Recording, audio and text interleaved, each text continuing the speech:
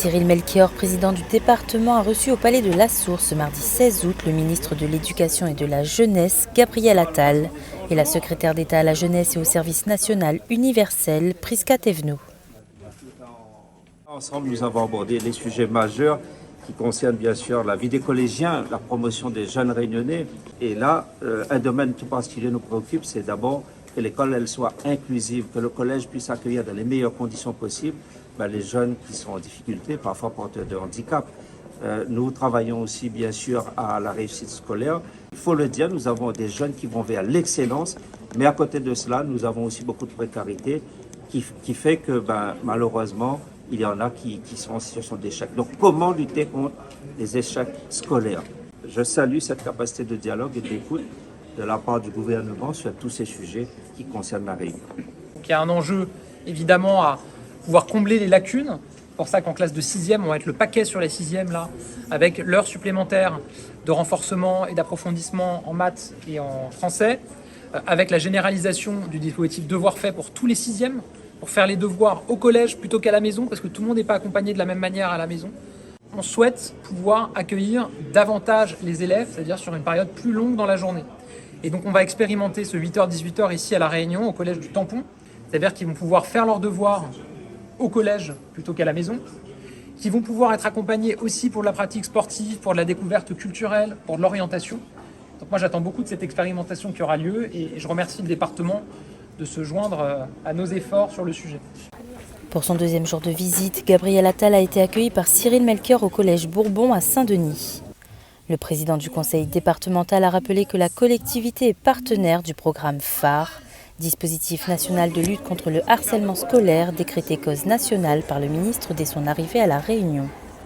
Le département accompagne à sa façon ces dispositifs parce que je tiens à le dire, c'est l'État qui porte le sujet du harcèlement scolaire à travers les actions menées par le rectorat. Mais nos départements, nous avons des financements qui permettent justement de financer l'apparition de flyers, la concrétisation au quotidien de certaines actions. Le conseil départemental des jeunes réfléchit sur plusieurs thèmes, dont le harcèlement scolaire. Ce sujet est bien porté, pris en compte par le conseil départemental des jeunes.